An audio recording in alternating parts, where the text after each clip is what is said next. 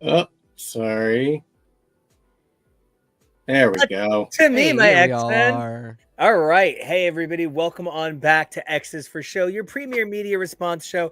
And of course, it's Wednesday, so we have to be talking X-Men cartoons. You can check the show out all over the interwebs at X's for Show. As for me, you can check me on the Soch at Nico Action. That's NICOACTION. And you can find me at TK Elemental. And I'm your producer in the corner, and you can find me at Kev O'Reilly. All right. So, The day is here. The day is here. The day is upon us. The day of reckoning. And it really is a day of reckoning because I feel like when you're talking about X-Men 97, you're really talking about the enculturation of X-Men into the culture sphere. Mhm. You know, we really do take for granted, even at 30s, and I actually wanted to be clear, like older 30s, but like even then, how much people didn't know what a Marvel or DC is. How often I open a magazine and somebody's like, I wish Batman would show the fuck up in the Avengers. And I'm like, I wish you would shut the fuck up and do some research. Yeah, I mean, I don't know. I've always wondered about this. I was the only kid in my sphere that liked comics, that liked X-Men, the animated series, that played Magic the Gathering. Anything at a comic shop, I was by myself. There were other kids there from like other schools, but for one thing, they were usually a little bit older. I got X-Men, the animated series came out when I was like 6 or 7 or 8. And the kids that I knew that read comics, watched X-Men, the animated series, played Magic the Gathering were all 10 to 15. And the 15-year-olds were, they were a little too old for it, but they were like, oh, finally the X-Men stories that I know are being brought to life. But it's weird being the age that we are and thinking like, oh, kids today don't read comics, but kids in our day didn't super read comics either. They did not. And part of it that's so interesting is like, I worked at a comic shop. I worked at an LCS. And by that, I mean, mine was kind of like a low class shop. And I can say that because I think the owners both have faded into the Madripoor night. So, but the joke I'm kind of making here is I know how these shops work, and for I'm a young, hungry reader who just needs to get my hands on every appearance of Quasar that I was. There is my dad who would be like, I want 12 of every cover. Go. I never read them.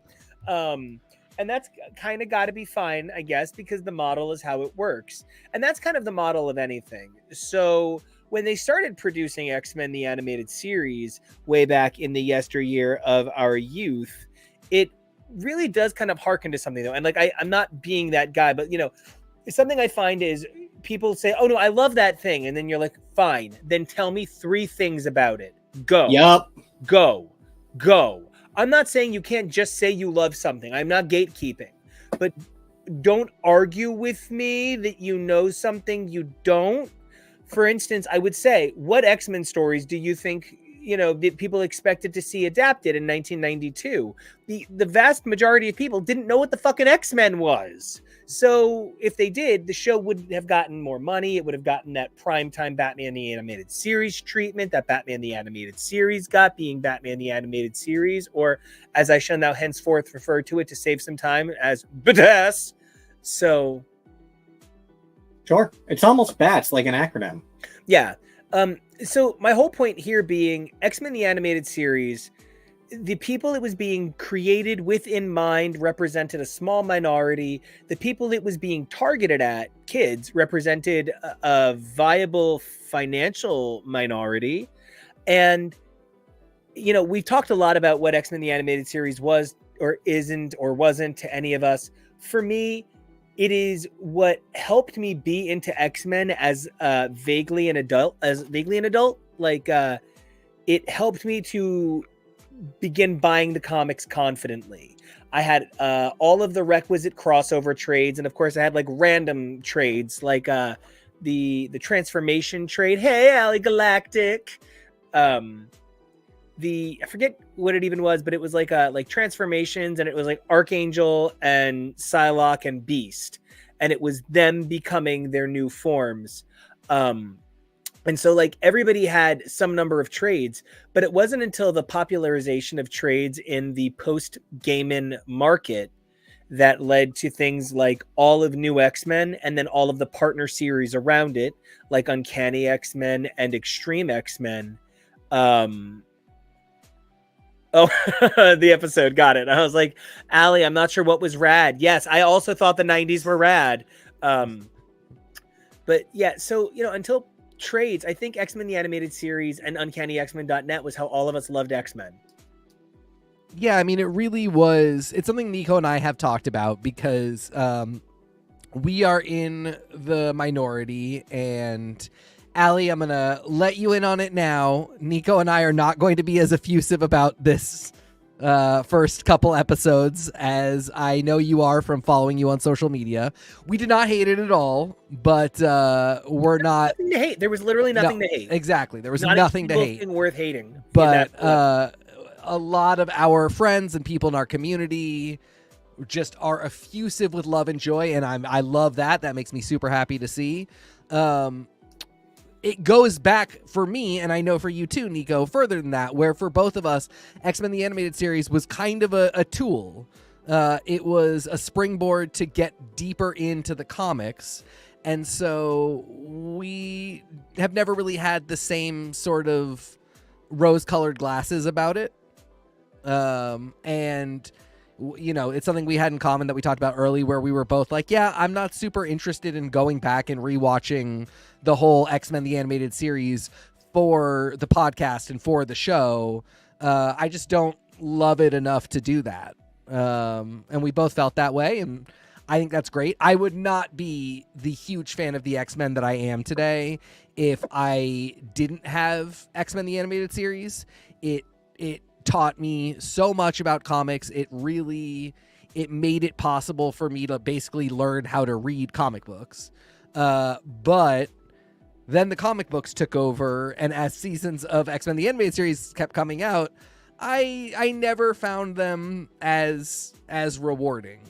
So, I mean, there will always be those early memories of that first season, but in general, it's not the biggest thing in the world to me. And then, I went into this zero expectations, zero hopes, zero standards to hold the thing to, desperately curious if I would somehow be able to figure out why Bo DeMeo got fired based entirely on what I was seeing on screen.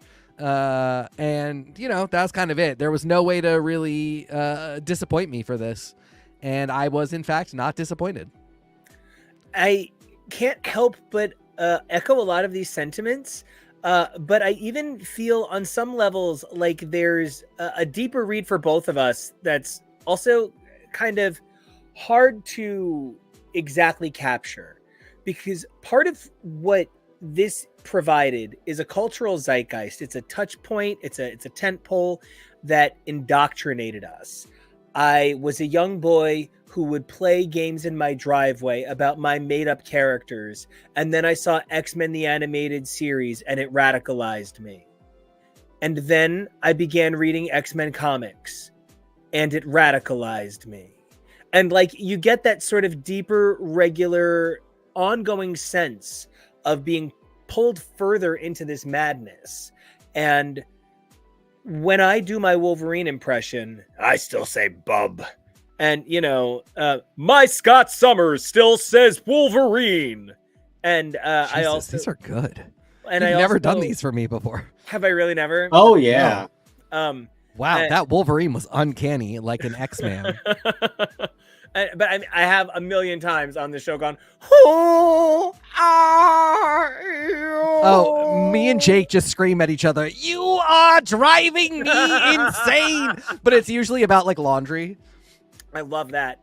But I think these characters, these performances, they do represent the cultural iteration. Like, I don't go to Hugh Jackman's Wolverine to do Wolverine. What am I supposed to do to be Hugh Jackman's Wolverine? 76 trombones. Like, that is not. Hugh Jackman goes to X-Men the Animated Series for his Wolverine. So come on. For sure. Yeah. So when I say that I love this animated series, kind of with all my heart, no matter how much it drives me crazy, it's because I wouldn't have X-Men without it. It's exactly what you said. It was my gateway, but like, it's the magic is still part of me. So it's your sibling that you love so much, but you also recognize if you were not siblings, you would not be friends. Okay, I like that. And like, yeah. I very, very get that. Yeah. So let's start talking about this masterful attempt. Well, hit me. Before we do have a big question. You can already see that they are starting to adapt some very notable pre-97 stories, as the X-Men the Animated Series has always done. We saw Magneto being tried at what ostensibly is The Hague, but they never say is The Hague. Big points taken away for no Gabrielle Holler, by the way. Come on, people. Come on, makes me want to holler. And we see the Storm storyline that broke hearts around the world. And we're seeing some Jean and Scott storylines. We'll get into all that, but these are all pre-97, as X-Men the Animated Series did a lot of stuff that sort of brought storylines from the 70s and 80s into the 90s. Like PLJ. But my question is, what post-97 story would you want to see adapted by X-Men 97 or X-Men the Animated Series as they do it? And for the record, I was going to add when I was making the comment for this comic storyline, but I realized there's other avenues of X-Men stories. So I'm sure you mean comics, but like from different animated series, from the movies, there's a lot of ways that they love to pick things up. So yeah, it doesn't. Yeah. It definitely doesn't need to be from the comic specifically. You know, if it's an X-Men Evolution story, I don't know what you're thinking, but and also Ali Galactic, to answer your question, in 92 I was 7 years old. I was 6. Yeah. I lived in my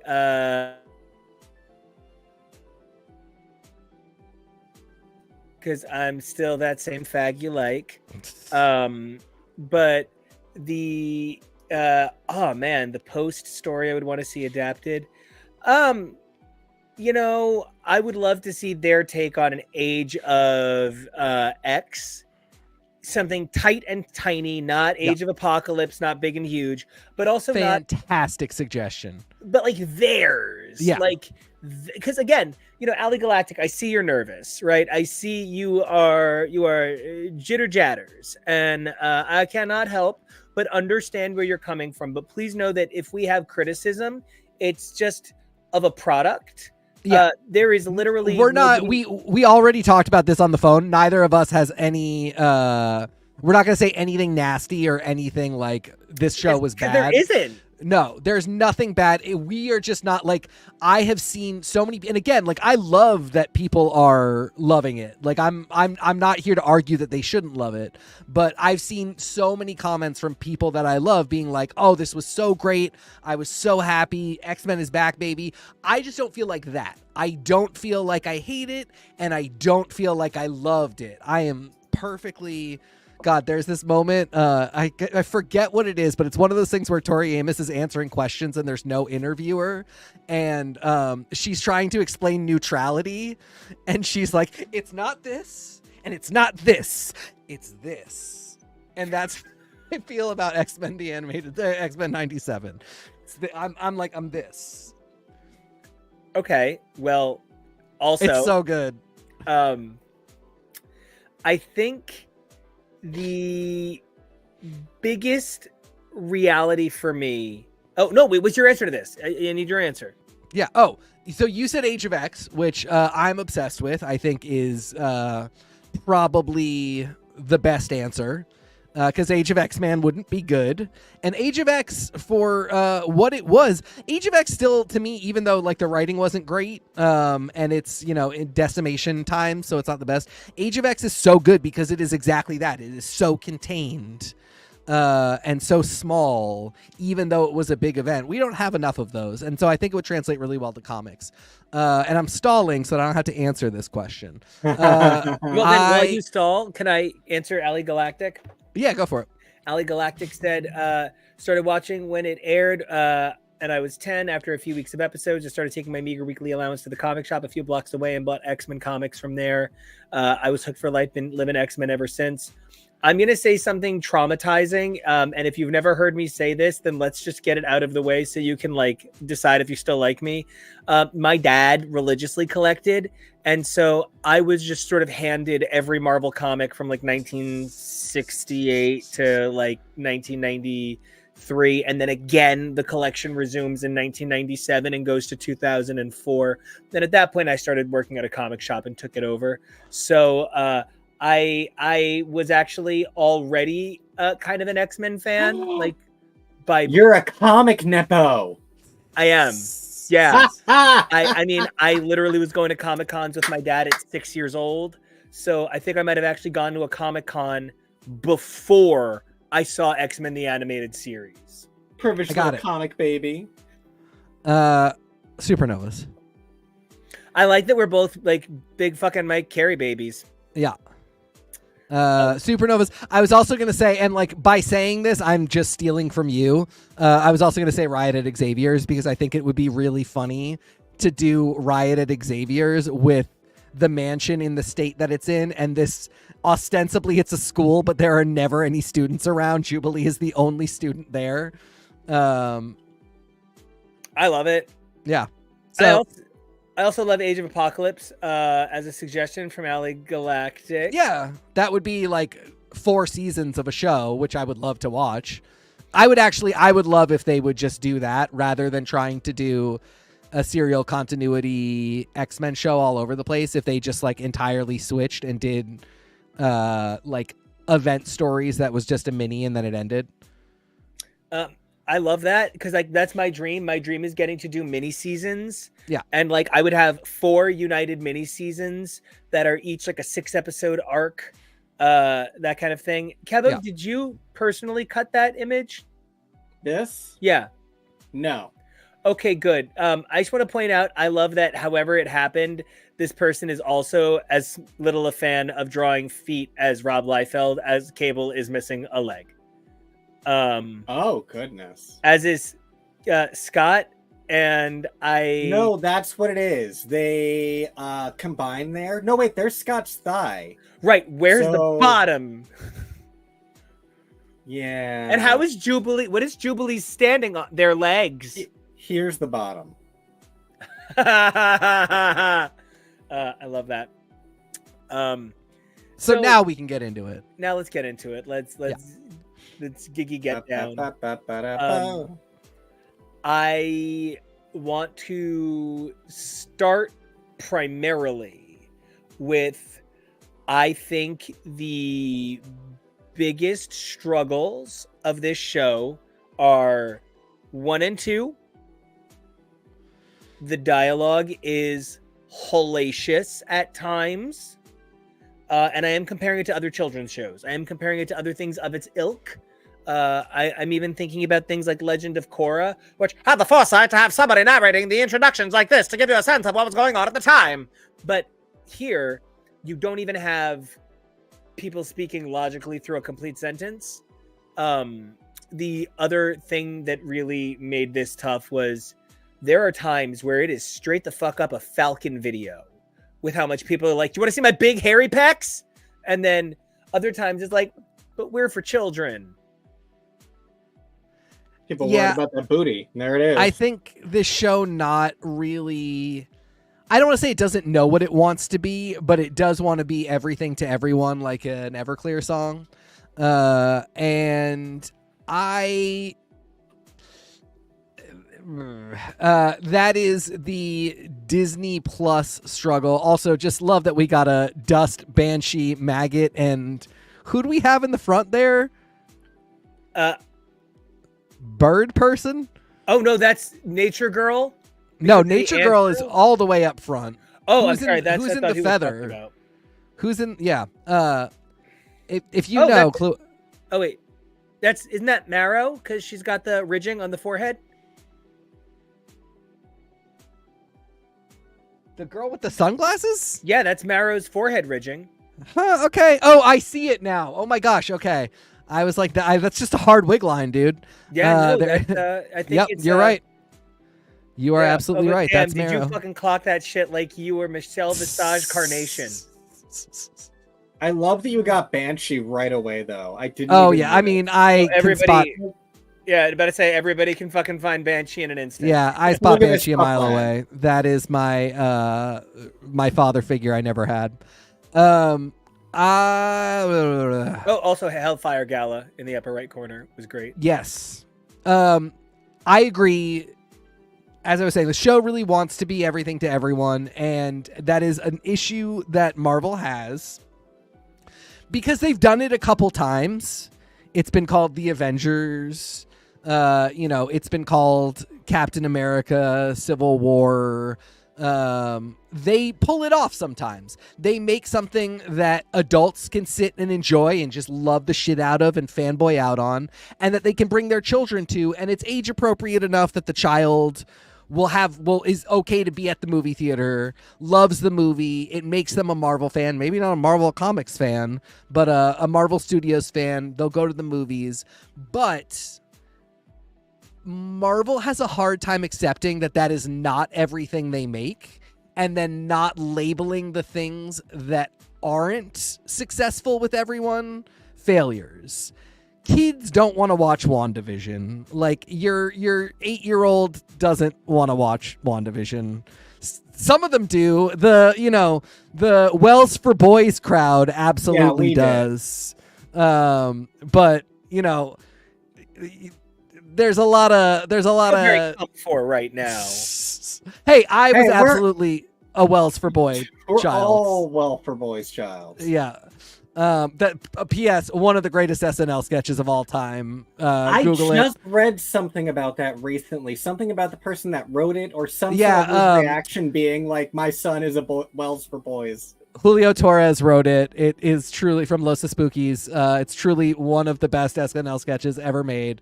And yes, I absolutely was a Wells for Boys child. Right up there with little stepmom's dolls. Yes. That is the girl version of Wells for Boys. And that's this audience. That's the audience for stuff yes. like this and WandaVision and Moon Knight when you're a child. But probably if you are into football and trucks, you did not care for WandaVision. Maybe the girls that are into footballs and trucks cared for WandaVision, but not the little boys.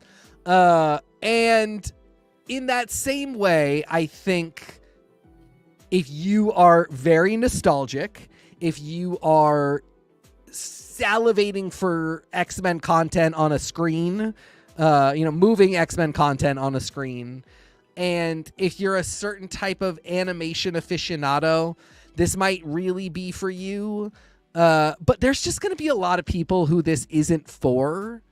And despite the fact that that's just going to be the case no matter what it is, not based on any quality of the show, just based on its existence, they really put a lot of effort into making it universally enjoyable. And that winds up with some moments that feel disconnected. And it is in the very... in ways that I'm tickled by, sexualized, hyper-masculinized male bodies, very sexy feminine bodies. And this is where I start to be like, did nobody watch this ahead of time and Bo DeMeo got fired because an exec finally started watching it a week before it aired and didn't realize that he made a very gay, very sexy, very adult show? It is not a very adult show. It is a weirdly sexy show for tweens. This is Popular Sluts Club. This is very awkward in some ways. I do just want to comment. You're right. speaking of the fact that some of this is shocking to the management team, the fact that they got an actor like this to come in and play Magneto is unfucking real. Him from Powerpuff Girls. Is that who it is? No, No. but the fucking gay sass on this bitch. Oh yeah, I mean That he's extremely gay. What a sassy faggot. I mean, he really is, and like, if not for him specifically saying the lines "when we were friends" about him and Charles, that is the story about a man and his lover.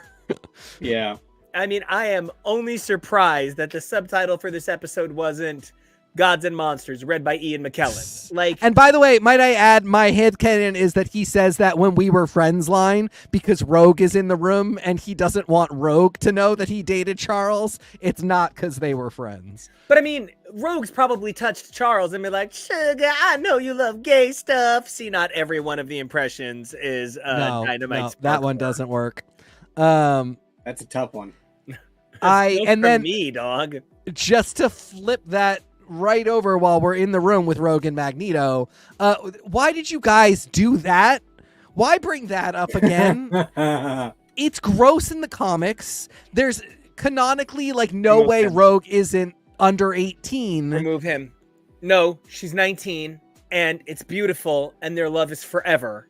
Oh my god, you're one of those. How have I not discovered you're one of those? I am. She's 19, he's a Holocaust survivor.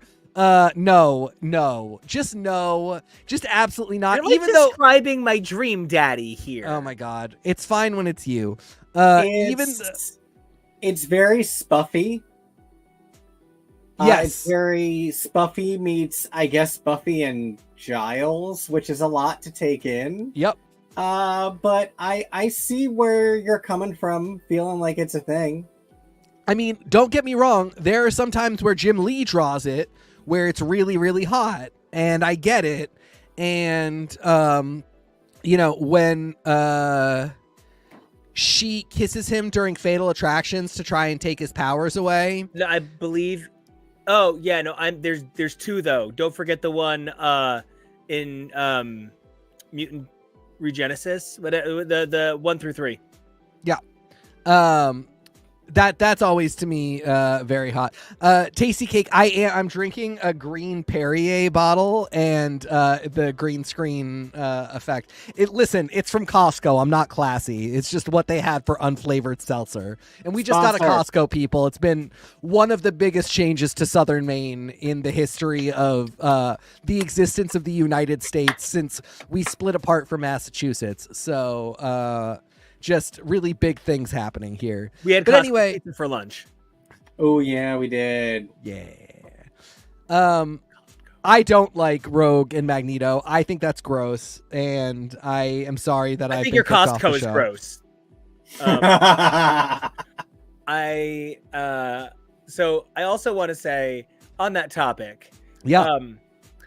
I think the bigger other problem that isn't the biggest other problem, but it's bigger, is you don't have room for everybody in this show to be in this show.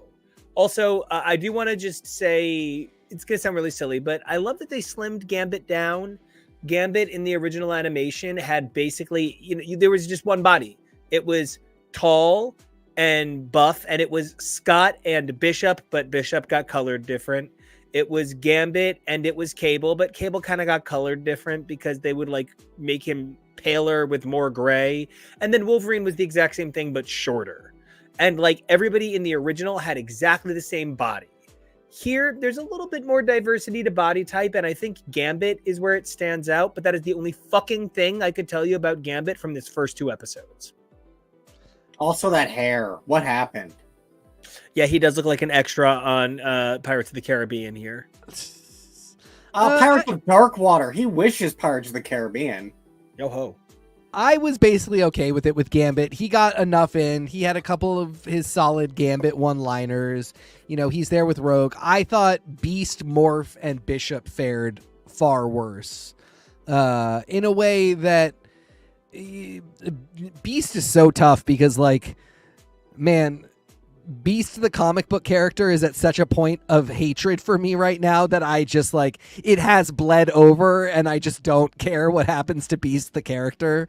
It's in such a bad state that I just truly do not care. But Bishop and Morph, it is a little bit weird. This is where we have to get into the weird biggity, fascistic MAGA people finding out about the existence of the X-Men.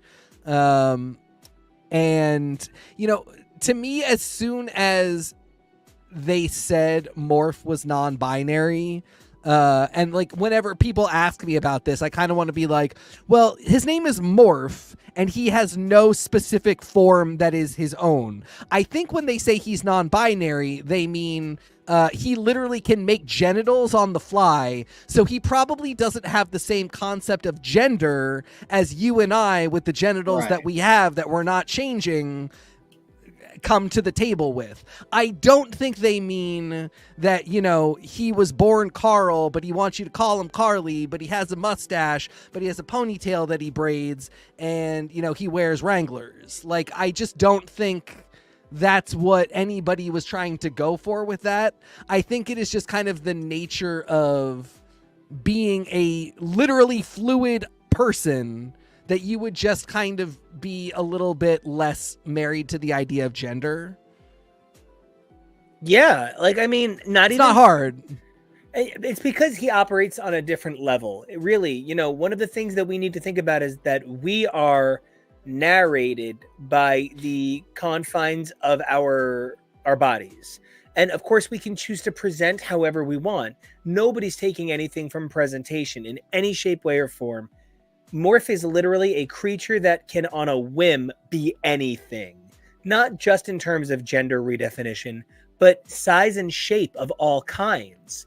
For Morph, there is so much more at play here, where somebody would need to save up and make or buy an outfit they really want. Morph just puts it on with his mind. There's a difference in want and need for Morph than there is for other people. And focusing as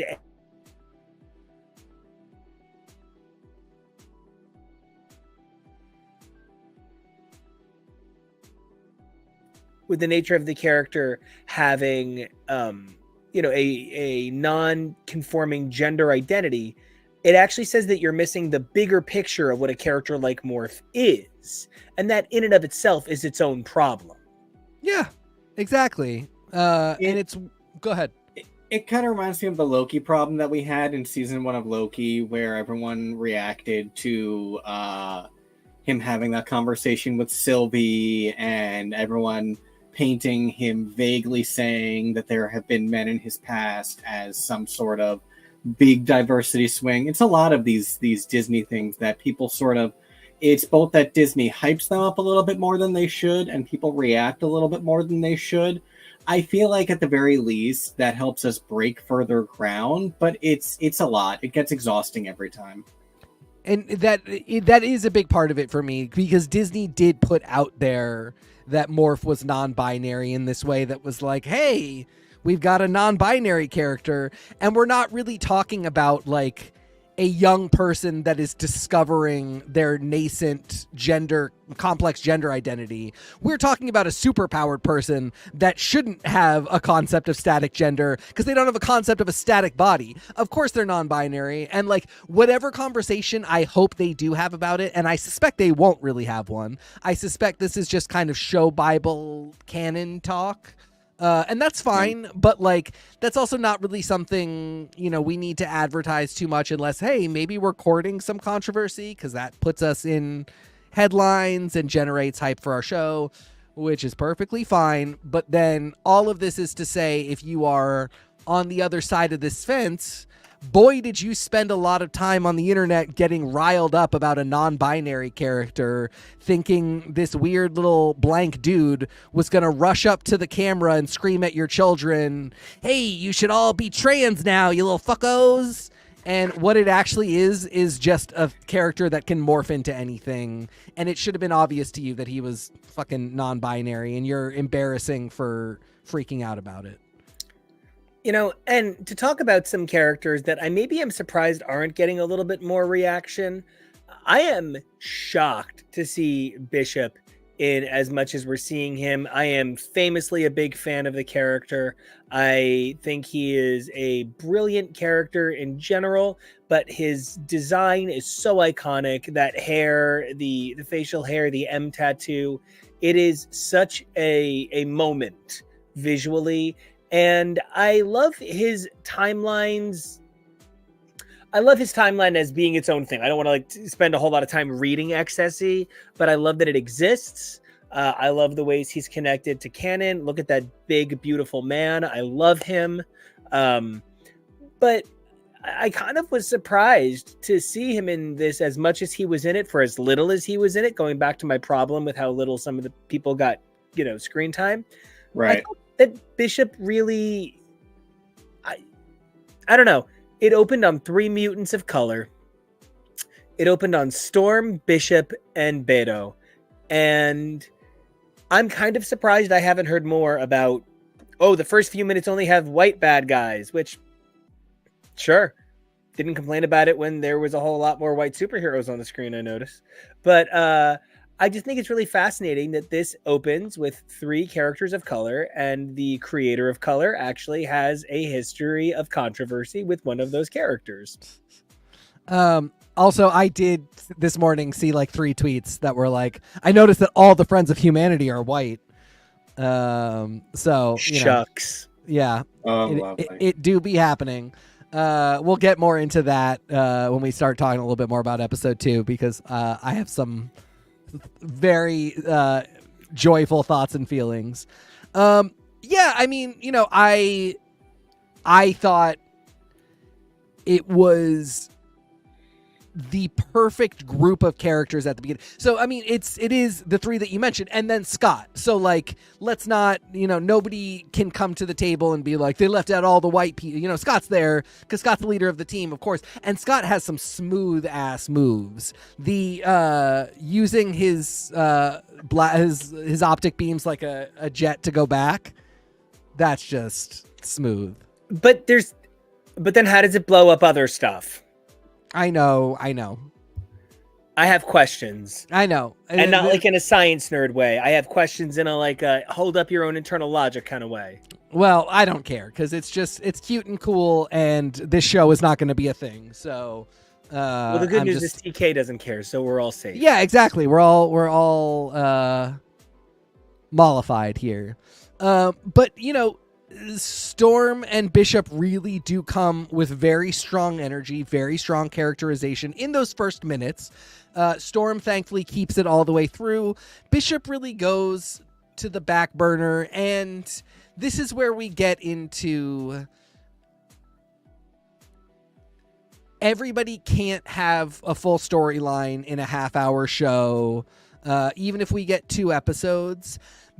But I think we maybe lost a little bit of balance. I maybe would have set the Jean and Scott story for episode 3 in order to front load a little bit of Morph and Bishop, because we do get Jean and Scott in episode 1, and we establish they're still in love, they're pregnant, they are thinking about a post-Xavier world, and there's generally some knowledge with Logan and just in general at the house that they will probably leave. That's enough for 1 episode, and we did not have to pick that up the next episode. If we'd picked that up in the 3rd episode and instead done a Bishop story of some kind, that would have, in the spread of, hey, we're introducing this whole thing to you over 1 extra long episode and a second standard size episode, it would have given us everything we really needed. But instead, I think, as always, bit too much of a focus on Scott and Jean at the loss of other characters. But I, in general, was actually very surprised at how, Jubilee got screen time, silly though it may have been. Beto got some screen time, also silly as it may have been, as a lot of people have pointed out, hewing a little bit closer to the comic story for how he is being assaulted by bigots, not because he is a mutant, but because he is black, might have been the way to go. We get a lot of Magneto time, a lot of Rogue time. So in general, I was pretty pleased with it.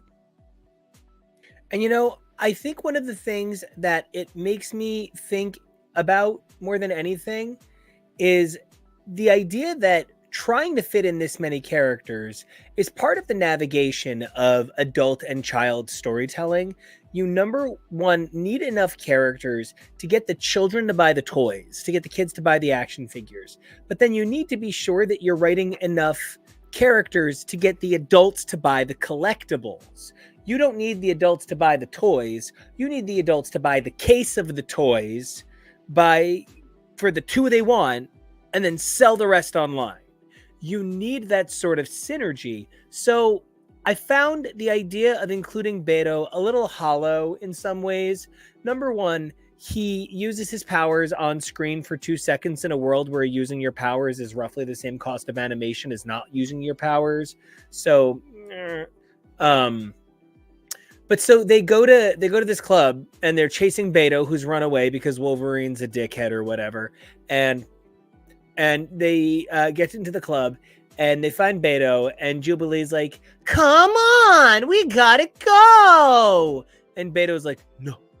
And she's like, "Okay, one dance where I use my powers publicly and loudly." Yeah, that was weird. Like, it's one thing to show her having a good time, but now she's literally as reckless as Wolverine was that he caused Beto to leave, and there's no actual engagement on it. It's just she put them hugely at risk. And this is one of those things, again, like, I don't really care, less in like a because it's fun. The Cyclops one, I'm like, that was just a cool move for the very intro of the show, so I'm letting it slide because it looked cool and it was like, we're back, baby. This one, I don't really care because it's just like, I don't know what this moment is supposed to be. Is it 2 teens vibing? Is it 2 people vaguely in rave culture? Because I don't think either is. And then also, this is the first, Nico, one of the things you said to me when we were talking today is like, old Dolly Parton quote, it costs a lot of money to look this cheap. This show spent some money to do worse animation so that the animation would look like it is connected to X-Men the Animated Series. Right. Love stylization. Love that they wanted to harken back to their roots.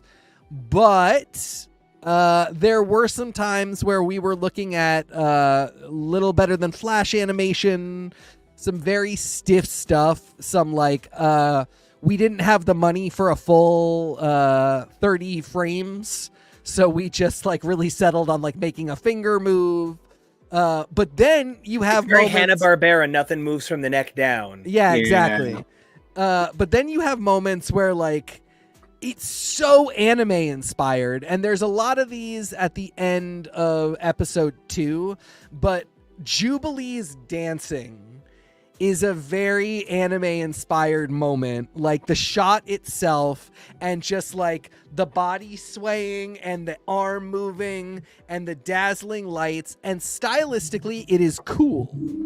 I'm here for cool, but yeah, I mean, this is still X-Men 97. This is not X-Men 2000, where in the 3 years ensuing, the world has decided that it thinks mutants are cool. This is that person right next to me is going to see that I'm shooting fireworks out of my hand and go, Mutie! And then we do that whole song and dance, which is a very like X-Men the Animated Series thing to do. It's the point of this. Yeah, so like, sometimes it's tough to know, like, are we doing Rule of Cool? Or are we doing, this is X-Men the Animated Series, and that show has its own logic, that we have to kind of follow, which is why I'm like, I don't care about the Scott thing, because I don't think that hews away from X-Men the Animated Series logic, but I do think anybody showing their powers in public in X-Men the Animated Series inevitably leads to some human going, oh my god, and in a crowded rave environment, I don't know how we got there, but I really Jubilee's dancing, iconic. She is the moment. And I think part of what it is for me is we are three people who are members of a community that the X-Men very much represents in terms of feeling like we have to hide in plain sight. And so we are very aware of having to control yourself like that in that regard. And so we understand the difficulties and the importance. And when you tell us that this group is a metaphor for that sort of, endangered minority, and you see them behaving recklessly in public regularly, it's upsetting because you know that they should know better, and it's just doing it for plot contrivance too much when you can come up with other ways to get to certain plots. But it makes you feel that these characters are way too reckless and way too not aware of their own safety. Forget everyone else's safety and being concerned about muties and their powers. They aren't thinking about their own safety by putting themselves out in public like that. And I actually want to kind of like chime in on that, and because I feel like we are talking a little bit about both episodes in some ways. One of the things that really bothered me in the second episode, and this is something that bothers me in everything, I don't like, I could kill you, but I won't. But look at how I've showed you I could kill you. Because do you know what is one of the major tenets of the Marvel Universe? Gwen Stacy died when her neck snapped, not when the Green Goblin threw her. Do you know what's going to get Magneto locked up in a gulag? The Senator having a heart attack on the way down. Him dislodging somebody's blood clot and it heading towards their brain. Picking and choosing where way too much, where are human beings these fragile little things, or can you do things like he brought them all up into the vacuum of space for a little bit? And like, that's even a beautiful moment. And I love that he's like, I want to share with you that Charles did this, like, brought me up here and was like, consider humanity. But I mean, there is another, he's got Executioner on a fucking giant metal disc. He ripped out a giant piece of land and took them all up. Like, it is a constant. I love the melodrama. I'm living for the melodrama. But then, because the show contrives some really ridiculous scenarios so that it can have like an action scene or a moment where Jubilee... By the way, I just went back to Twitter and immediately the first GIF I got was Jubilee dancing, and there's just like, she's doing like jazz hands while shooting fireworks. It's so good. But again, if the show can figure out how to get us there so that Jubilee can have a dance moment, it can figure out how to give Magneto a soliloquy on the ground. I also just want to point out that the dance that Jubilee is doing is quite literally a TikTok swing your dick dance. So it does not shock me that it would not shock me if Bo DeMeo went into the animators and was like, guys, this is what I want the dance to look like. Okay. Yes, that feels very plausible. But the other thing I think in so many ways, when we're talking about the dancing and we're talking about that's one of the things that people are like, latching onto. We've talked extensively about how the nature of X-Men had been a celebration of culture and a reemergence of personal identity in a bigger world. And I think that the complication here is none of this feels joyful yet. This all feels very paint by the numbers X-Men, which is exciting and joyous. But even the birth of a child didn't feel joyful. It felt by the numbers. And I wonder how much of that is when you know that the character being born is the whole point. But I think one of the places this fell short for me was it felt very much like something I would expect perhaps to get a little more fulfillingly from YouTube. The caliber of entertainment I get from YouTube or from podcasts, it's spectacular. So when I get what feels like what a lot of our compatriots over in X Twitter would produce as a continuation of X-Men the Animated Series, fuck, if we each took a character and just D&D'd this shit, we wouldn't get exactly this or anywhere near the quality of the animation. But one of the things I do think that we would get is a slightly stronger sense of cohesion instead of this sense of like, but it's sad again. So everybody's in a dark place. Wolverine's losing Jean. Jean and Scott are leaving. Rogue seems confused and torn between Gambit and Magneto, kind of, sort of, not really. Magneto seems to have just, had his whole world taken from him. Poor Beast and Gambit don't even get to have personalities. Storm's just lost her powers. Bishop's lost all his screen time. So, the trade here is a little complicated. Yeah. And I'm really glad you brought it to it doesn't feel joyful, because that has been a hallmark of the X-Men experience since the Krakoan era started for me, which is there was a sense of joy. Even if it wasn't for every character all the time, there was a sense of good things are happening. Even when there's conflict, there is liberation, and there is unity, and there is reunification, and there is joy. And it felt like after Inferno, somebody said, okay, but there needs to be a little less joy and there needs to be a little more conflict, which even then I'm like, that's fine. Okay. Yes. We're storytellers. We have to sell books. Right. Conflict is a part of storytelling, and it's And certainly, life. and exactly. And it's certainly often easier than telling joyful stories that include conflict. I get it. And all the joy wasn't gone. We just scaled it back. But when we got to Fall of the House of X, it really felt like they were saying, okay, no, this X-Men doesn't work as a property that we can sell to everyone unless it is a constant, a world that hates and fears them. They're fighting for their lives. They're running scared, but they'll never give up.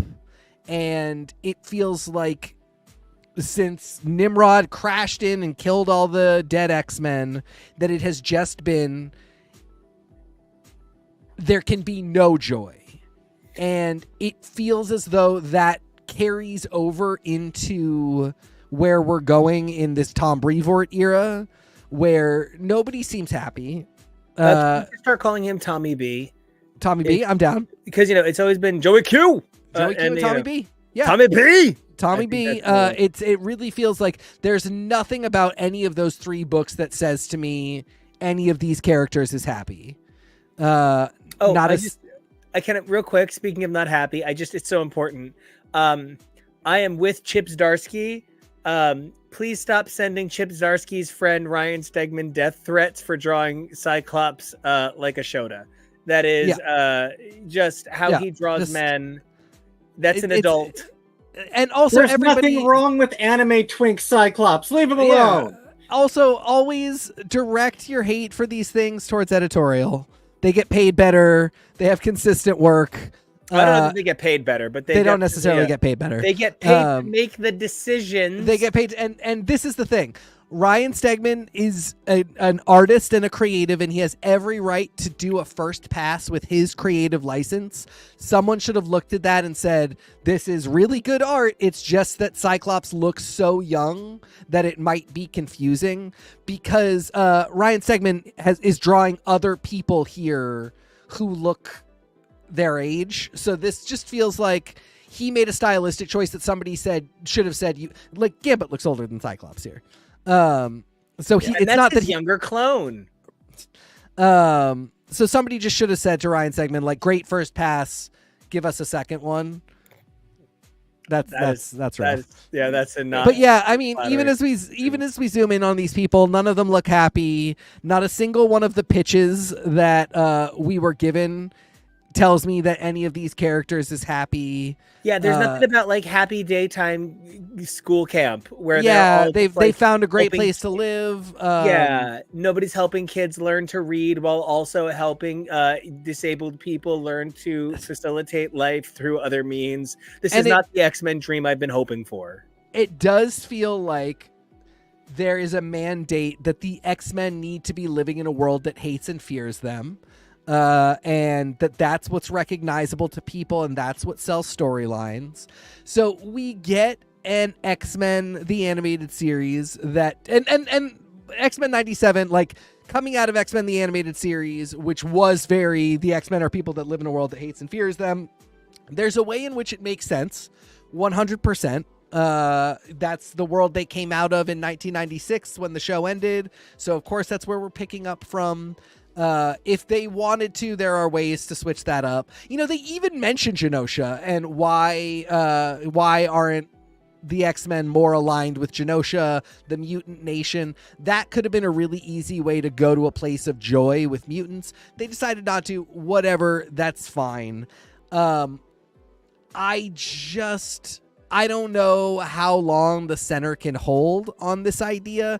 I don't know that anybody who is turned off by Krakoan mutant joy is super turned on and feels really invested in mutant misery.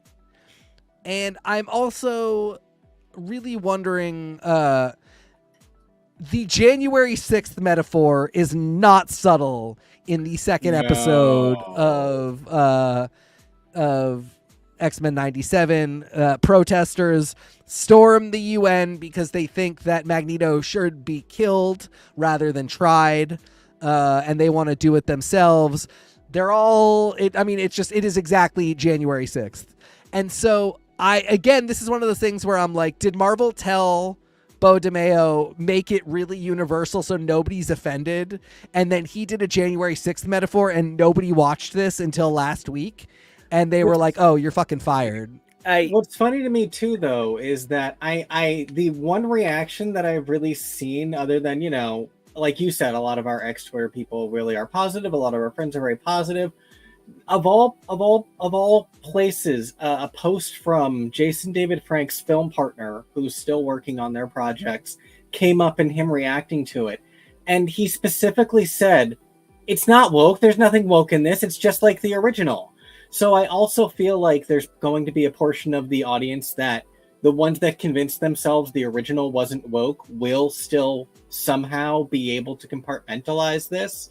But with stuff like that, with other things, I don't know how anyone else couldn't have seen something like that. You know, one of the things that I also know, and I don't mean this like rough, but the executives have been doing screeners of this for months. They've seen it. So that's not my actual suggestion. Right. I think it's funny because, again, I have no idea why Bo DeMeo was fired. And there are just moments in the show where I'm like, man, if I didn't know any better, because it's just weird that the show wants to, again, be universal. But because so many people on Twitter would say that's literally what happened, I need us to say on air that is not what we think. No, yes, you are 100% right. I don't actually think that. But then, so like, there are, another big moment is when Jean and Storm have the conversation about how Jean maybe hopes that baby Nathan will be born human. And I, literally know gay parents who think about whether or not their child will be born gay. And then, Storm says, I've always wondered what it would be like to be human. We all talk about having, that moment where we wonder, what would it be like to be straight? Would I take a straight pill if they created one? So these are very, very gay-coded conversations that are happening on this show. And I love it. I think it's very inoffensive. I don't really think it's woke, honestly. They are mutants. That's been the case since the 60s. So there's really a lot of ways in which you can't get away from it. But I know people are going to see it and think that it is trying to be woke and indoctrinating. And it's just, you get to a point where I sort of wonder if Disney or Marvel is fighting kind of a Sisyphean fight to make this property universal to people who are never going to be able to identify it, because we've really established who the X-Men are a metaphor for. And I mean, it's not just queer people; it's disabled people, it's people of color. But like, to that end, I do want to say we need to ding them for that being two women having a conversation about what motherhood means, and it was written by a queer man, which is a humongous problem that we say is so central to these stories that all too often these executives say, well, a queer man is the same thing as a woman, so have a queer man write the Scarlet Witch, instead of letting a woman have the opportunity to put her voice to these stories. And so like, I do love the coding, but we kind of got to the coding without addressing the much sooner concern along the way, I think. I think that is absolutely true. I also, coding is not that great either. That's another place where I'm just like, they could also just have a gay character and then we wouldn't need to code conversations. But, it's the conversation works because it is a conversation that is believable for the characters to be having. Yes, I don't disagree with the conversation being believable. I just think that the words themselves could have been maybe a little stronger with a little 100%. And if we did get input from a female creator, maybe we spotlight that. Maybe we highlight that in some way, because I'm not saying they didn't, but I'm saying I have not seen anywhere near as much coverage of that as I have of, let's say, Cal Dodd is doing extra voices this time.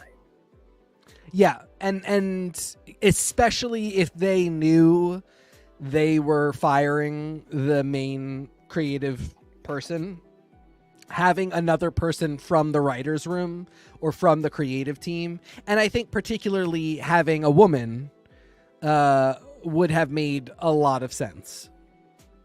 I think a woman, or, quash forbid, a non-binary voice, would have really reshaped some of the discussion and some of the very male-forward storytelling. A lot of the storytelling here does still center on men. Jean and Storm have conversations off to the side. Storm comes in as a big gun, but what role does she play in the actual shaping of the story? I understand from a character and story perspective, it's important to keep a character that's going to then be removed from the argument off to the side so that the whole doesn't feel insurmountable. But in some ways, that made the whole feel less significant. Yeah, I definitely see that. It's kind of this is the show trapping itself in a particular thing because it knows it's going to do the Storm depowering arc. Like that too.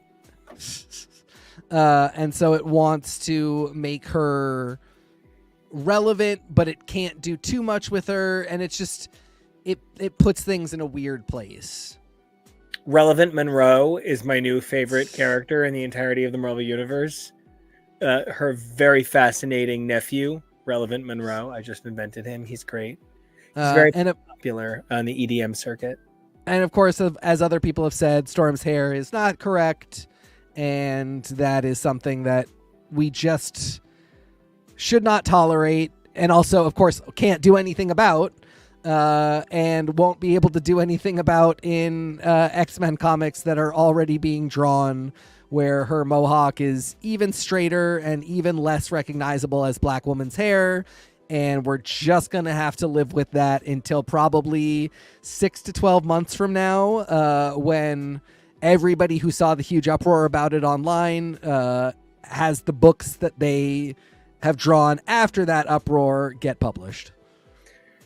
And I think one of the big things is thinking about where these characters are left at the end of this episode, little baby Nathan, and so many more elements that have been added to the series. It's a really good time to maybe kind of sum up our thoughts on the episodes and a little bit where we're coming from. I'm very excited for the future. You know, I really love Ali Galactic pointing out that the last 3 episodes are going to be called Tolerance is Extinction. You know, E is for Extinction is one of my favorite storylines of all time. So even if it has nothing to do with that, the idea that that's something they hope to evoke, the idea that that's an idea they hope to connect with, I am very positive on the future of this.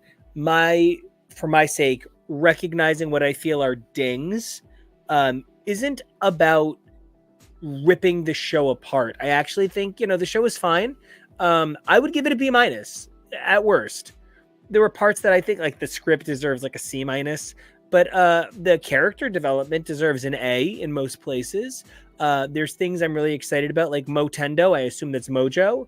I see Life Death 2. Those are things that I'm really excited about. The concerns that I have about this show are the further possibility of backward reiteration, that this becomes the movies, becomes the comics again. And this is not where I want to go. This is a really fun place to revisit, but we literally saw the success of the Avengers movies move the Avengers back into 1975. So let's just consider the fact that Luke Cage is no longer an Avenger, and he is back to running around the Daredevil side of books without having his own title, and regularly, or without having an ongoing title, and how quickly things can turn around for characters like Emma Frost should they not appear in the right media. Yeah, and it's just, we've had so many eras of X-Men and so many years. I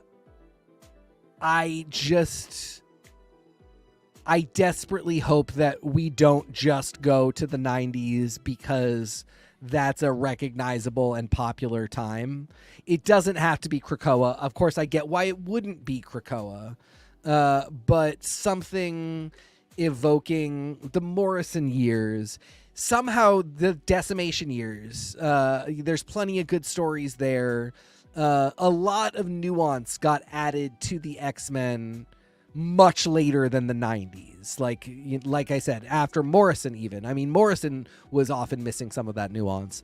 So I really hope that, exactly as you said, Nico, that we're not just sort of soft launching Marvel Entertainment's idea of who the X-Men are with this show. I really hope that it is just kind of a gift of nostalgia for older people, onboarding to some X-Men memories for some younger people, and we shall see from there. I am not excited. I'm totally good to watch every week and smile a little bit and recognize some cool stuff and say that's awesome, and see some other stuff and roll my eyes, have some moments of total confusion and some moments where I laugh where I maybe wasn't supposed to laugh, and I smile in ways that I wasn't supposed to smile, but they're happy ways of smiling, and that is okay. It is okay that this is not a great show to me.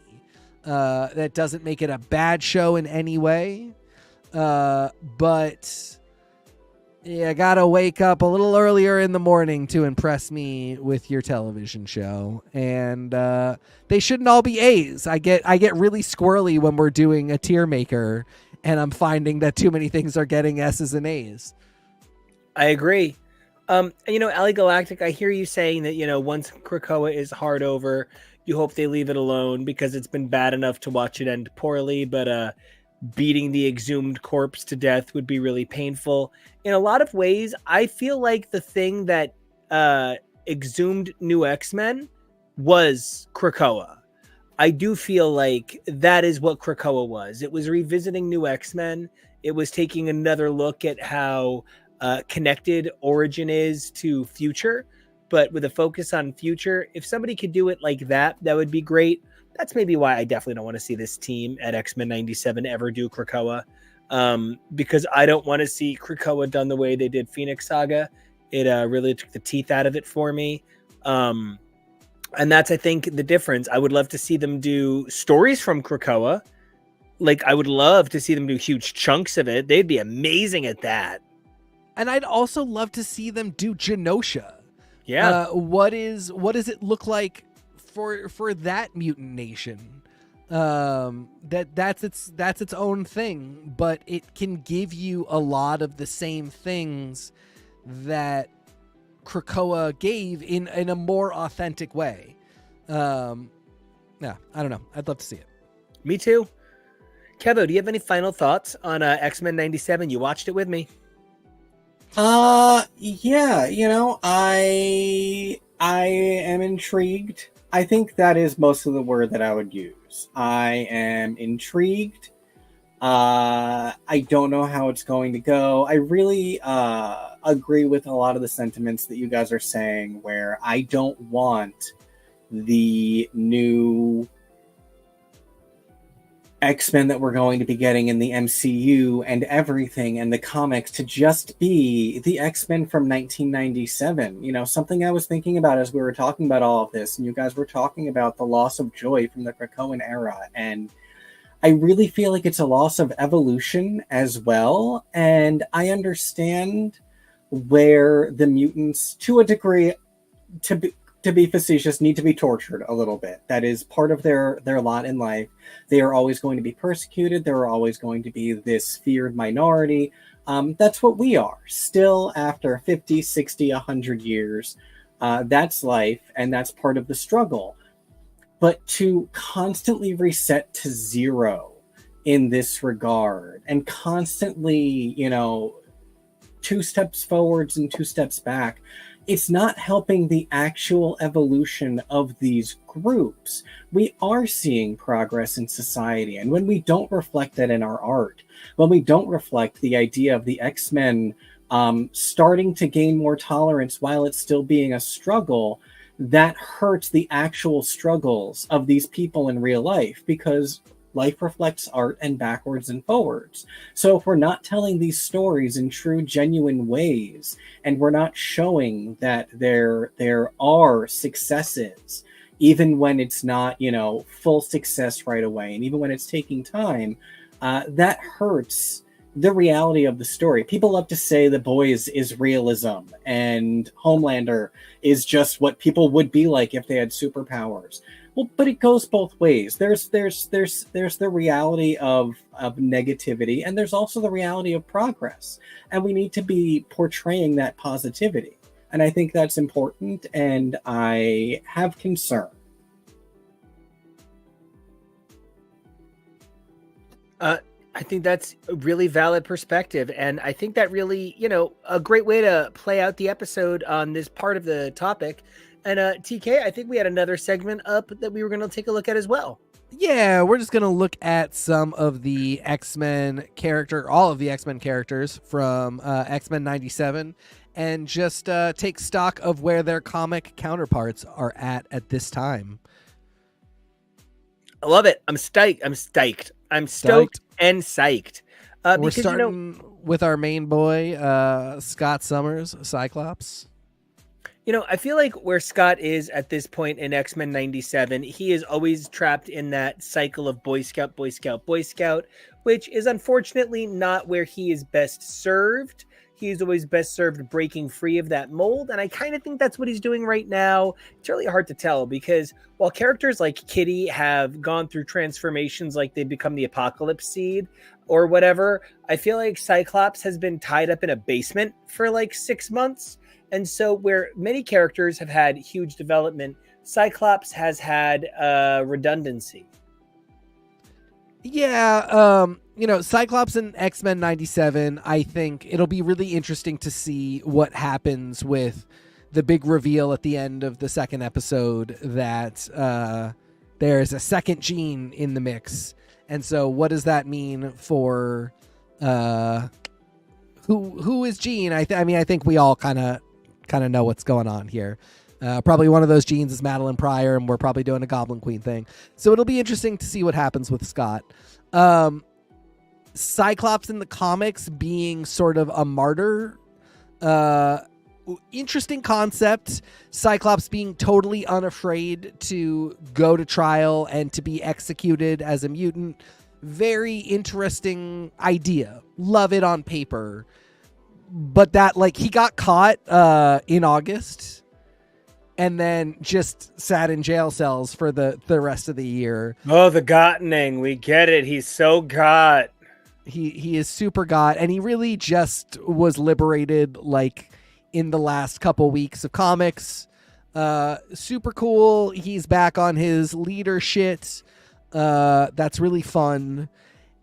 It's interesting how similar these two look right now, because Cyclops had all kinds of looks throughout the Krakoan era, and now he's back to something a lot more recognizable in the comics. We're kind of at this point, like, Scott's development happened really early on in the Krakoan era, and now I think we are sort of waiting to see who this new guy is that we'll be looking at in the Jed MacKay era. And I think that Jed MacKay is an interesting person to be writing Cyclops. Yeah, I mean, I don't know. It's sort of like casting the Klondike bar as an ice cream dessert, but it's fine. It just feels a little bit like the thing that's going to happen. Right. And whether or not you want it to, at least it's a better version of it than an actually problematic creator. You know, and sometimes that thing ends up being Ben Percy writing Ghost Rider. So, and sometimes it's Ben Percy writing Wolverine. So exactly. So next up, we got Storm, Mistress of the Elements. Storm is like the least X-Men-y X-Men these days. She's like the most mutant X-Men these days. She's all about like the power and the magic of being a mutant. I have no idea how she, of all people, is going to switch tracks from X-Men Red and Mars and, the mutant planet nation of Araco to go back to being like a monster of the week kind of gal, but we'll see. They're saying, the rumor is that at some point in this new era, Storm will be running for Congress, and that it's kind of her way of trying to make sure that mutants still have stake in world politics. The only thing we really have from that is a shot of her from that Madam Web Women of Marvel. Podium. Yeah. Right. Where again, the hair is really upsetting to people, and I 100% get why, especially when we see the hair on the right from the Luciano Vecchio Resurrection of Magneto. Yeah, I mean, Storm spending all of this time in spiritual realms, resurrecting Max Eisenhart, and the two of them having this incredible journey through the Tree of Life and through Kabbalistic concepts, reaffirming the deep friendship between the two of them, exploring their own histories and psychologies. That's all so cool and so complex. I love Ewing for paying tribute to this goddess in that way. It's tough that a black woman isn't writing Storm, and I don't know that I feel any differently about X-Men 97 either, where it's just like I love that she is the biggest badass in the room here too. I just sort of, I don't know anybody involved in this project but Bo DeMeo, and sometimes that can be a little hard. And Storm's voice actor, who is phenomenal as well. But it's just a little hard when creatively, no matter how good the stuff is, it's also about who gets the seat at the table.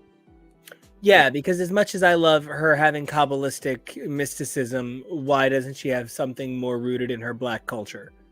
Yeah, and even if they're still doing the Kabbalah stuff, like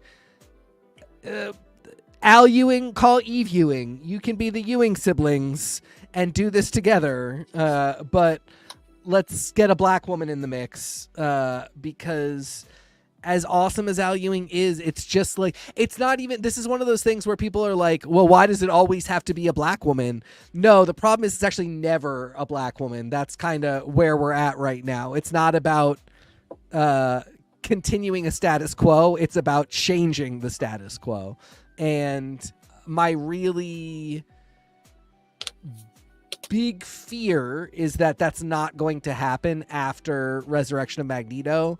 But at the same time, a lot of the, we're dealing only in rumors, and all of the rumors are saying, no, it's definitely going to be a black. Marvel has learned their lesson, and it's going to be a black woman on this particular creative team for the Storm book. Fingers crossed. There you go. They sure didn't with Scarlet Witch. Exactly. So next up, we got Miss Jean Grey. Jean's been dead kind of for a while. I picked the best possible image to use for comic book Jean. Yeah. She's been dead since like July, and it's just been kind of happening. She's kind of not dead. She's kind of dead. She's kind of the Phoenix. She's kind of not the Phoenix. The Phoenix is kind of dead. The Phoenix is kind of not dead. I don't know. She's been boring for about a year. Yeah. I think she's kind of underused and underserved in this. Shrug? Yeah, it's a big shrug all around. Very fascinating that she is not an immediate character for the next era. But we do know we're getting a Phoenix book, so she will be around referentially, if not specifically her who is there. The first issue of X-Men Forever came out today. It did not move Jean's story forward, which is very funny because she's on the cover. But she's not even in the character list. Yep. She's on the cover with a blood phoenix, and we don't see any part of her in the book. We do get some Phoenix references, but it's not enough to sort of tell us anything. If she is the traitor because the Phoenix decides it wants Dominion, I will lose my shit. I think that's a fair shit losing you would be having right there. Unfortunately, these two characters are closer together now than they have been in a very long animated Jean and comics Jean in not a good way. A way that definitely benefits animated Jean, but is not benefiting comics Jean. Yeah, I mean, it has been sort of taken for granted in a lot of Marvel books that like Storm is so badass. You treat Storm as badass all the time, and you make her a leader, and you use her well. And I think after the first 6-ish months of Krakoa, Jean seemed to have that mandate at the start as well. And then after a while, it was just like, I don't know, Jean's there. Yeah. I just feel like she's got nothing going on in the comics. She's been dead forever. Yeah. And she's not in the next round of images, which is ridiculous. I mean, she did have the fantastic Louise Simonson series, but that was really a meditation on the character throughout history and with some really cool Phoenix lore stuff, but really vague lore. Like a lot more of the same stuff that we've been doing for a while, which is just like, is Jean the Phoenix? Is the Phoenix Jean? Are they meant to be together, or are they just one of a series of bonds that could exist? Does the Phoenix belong with other people as well? Phenomenal writing by Louise Simonson. Some really cool alternate takes on Jean and some just beautiful meditations on the character. But ultimately, always that thing of like, I don't know what to do with her in present continuity in this moment. Yeah, I wish I had more to say, but she's been useless for a year. She's been dead for 8 months, and there's just not much more to say. Yep. And then next up, we have got the man himself, Wolverine. I wish he would ever move forward, but unfortunately, he is in the same place he was in the 90s, which is fighting Sabretooth. Angry fighting Sabretooth, or fighting the void left by Sabretooth when they decide we can't use Sabretooth for a couple of years. Oh no, it's his birthday. It's all very silly. If you are one of those people that's like, you want to hear the most badass thing, every year Sabretooth comes up to Wolverine and fucking bugs him on his birthday, you are a friend of humanity. Yeah, one of the things that I really thought was so underserved by Wolverine in the Krakoan era is he was held to really one voice. And even if that voice had been spectacular, it's an era about multitude, and really just another period of Wolverine's bad attitude. Yep. And that was not what I needed. And I think if anything, the fact that he is exactly the same in X-Men 97 is a credit to X-Men 97, because this is where he should still be that Wolverine. This is where Homo Wolverine should still be hanging out, not in the pages of Krakoa. Yep, Love absolutely that. agree. And I would have really liked for somebody else to get the chance to be the main voice of Wolverine for a year, 6 months. Yes, I think absolutely. I can do it. Oh, Absolutely. you mean the comics. Got it. Well, I think you could do that too. But like, I'm thinking, somebody who I would have loved, because I've seen them do it with another character of Wolverine's ilk, Alyssa Wong, who completely flipped the script for Deadpool.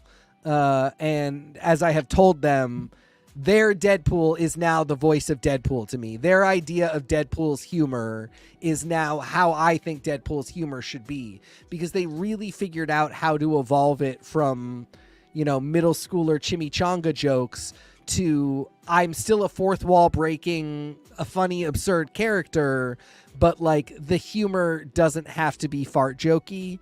And similarly, I feel like Alyssa Wong could have really spent some good time on Wolverine, showing you like, this is how you can be a very gruff, badass bastard and not just be what Ben Percy thinks those words mean. And not that Ben Percy doesn't have a good idea of those things. It's just, it's been only his idea. And I don't think 5 years in that serves any character very well. I don't think 2 years in that serves any character Right. well. You really need to be able to see how in a shared universe, there's a lot of balance that needs to go on with a character, especially a character so overutilized like Wolverine. Yep, absolutely. And then next up, we have Mr. Lucas Bishop. I wish I knew what was going on with Bishop. Children of the Atom didn't feel like Bishop's Vault. book. Oh, thank you. Children of the Vault did not feel like Bishop's book. It felt like a book he was in. Bishop War College did not feel like a Bishop book. It felt like a book Bishop was in. And it's so funny because War Journal is predominantly a Punisher title, but currently one of the best books on the market right now is a Green Lantern book, Green Lantern War Journal. It's a powerful meditation on the nature of psychology lost and what being a soldier does to a family, reflected through the Black Experience by John Stewart, one of the best Green Lanterns. So it's a really incredible opportunity to read that book. And it's really funny that there was War College and War Journal. And I don't think Wolverine's ever had a book called War. So it's just really funny. Good for these guys. I don't know. Bishop in the comics is the hottest fucking X-Man of all time. And he just gets no service. I genuinely think Bishop got, minute for minute versus page for page, more exposure in these 2 episodes than he's gotten in the last year of comic storytelling. And that's not great for a guy who was the co-lead of 2 titles this year. I love that he was the co-lead of 2 titles. I was very excited about especially Bishop War Journal. And I will say I would forgive it a little bit more. I can't really forgive Children of the Vault. Children of the Vault is exactly as you said, a book that Bishop is in. And it's a great book that Bishop is in, but it's about the Children of the Vault, really. It's to, even if it was more popular characters, they're kind of in some ways going to be accessories to the concept of what are the Children of the Vault doing here. And it's really only about how do we resolve the mighty presence of the Children of the Vault. It can never be, even if it was Wolverine, it would not be like, oh, what a great Wolverine book. It would Right. be Wolverine solved the problem of the children with the vault, and Bishop and Cable do it, so that's fine. You do get moments like these where they sort of almost bond a little bit. They sort of I like this kind of smoothing over that sometimes comics do, where the idea that Bishop was a genocidal murderer just to get to Hope is terrible. It was a huge mistake. It never should have happened. It really had a chance to possibly ruin the character of Bishop forever. And I don't know that I would accept, oh, that was actually a life model decoy of Bishop, and Bishop was in a stasis pod under Jamaica Bay. I would rather you just do these kind of, he went on a few missions with Cable, they both realize they're actually aligned, and we move past it. So anyway, Children of the Vault was good for that. Bishop War Journal was definitely a Bishop book. But it was... I believe you mean Bishop War College. War College, thank Bam! you. Bam! It was a Bishop book, but it was also a Black X-Men book. And those two things are not mutually exclusive, but I think the amazing visuals and the amazing story of a world in which all of the X-Men were black sort of overtook a lot of Bishop's story development and character development. Because what you're seeing is Bishop get to see a world in which... Because Bishop's thing has always been, I came back and met my heroes. And I lived with them, and I became one of them, and how cool for me. But then the added addition of, I came back and met all my heroes in a world where they looked like me too, and they were like me, and I got to meet Black X-Men as a black man. That's amazing, but it's sort of tough to situate when it just is a 4-issue mini and then it ends and it's not connected to anything, and you don't see Bishop go on to like X-Force after that and go, you know, I'm going to find a way to inspire other young people like me so that they see themselves in the X-Men or something, whatever it's going to be. It just is kind of more of a cool what if story that is about a what if of Bishop's own psychological journey.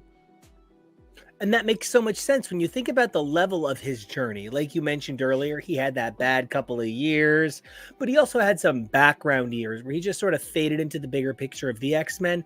And yet, just before all of that, there was all of that drama with his sister Shard reappearing as a shard of light or something. So he's had a really rough journey. And no, that's the whole sentence. I see where you were like, oh, is it going somewhere? Yes, I'm just agreeing with you. Yeah, no. And I hope he does get a little more in the... I hope he gets like a real meaty story in the animated series.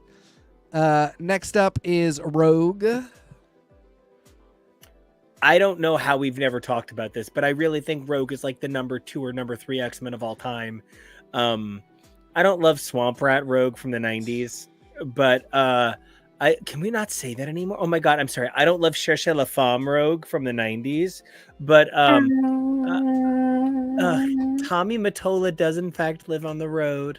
But outside of Dr. Buzzard's original Savannah Band, I do in fact think Rogue is perfect, and she had my top moment of 2023 in the comics. So saving Xavier is like literally, it might be my top moment since Krakoa started. That moment was everything to me. She really is the X-Men. Who is she right now? She's somebody who's trying to play a lot of roles, so she doesn't get to play any one role. She's playing wife. She's playing superhero. She's playing mystic. That's a really complicated set of things to keep in the air. In this show, she's just sort of tits! And so I'm a little disappointed because... oh my God, Ali Galactic. Ali, I need you to know. I see you saying you're a swamp rat hick. I need you to know I'm Jersey Shore trash. So I just need you to know I'm not better. I'm just a different kind of gross. And So I have respect for everybody's gross, right? I just think that I think what I'm trying to say is Rogue is the Bruce Springsteen of swamps, Yeah, and I like that. really, and I just wish she had a few more lines in this show.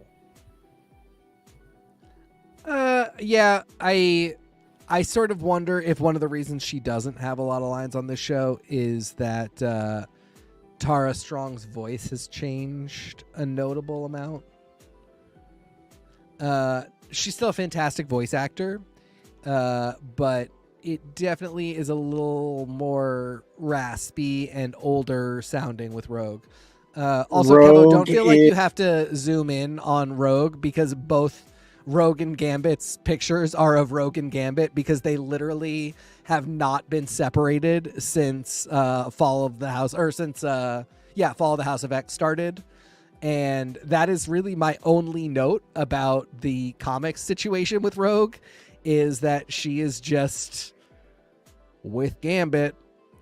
Gambit got to have a whole dead X-Men moment and do a whole bunch of stuff, and Rogue just kind of sat on the sidelines until she showed up, and now it's just her and Gambit doing stuff.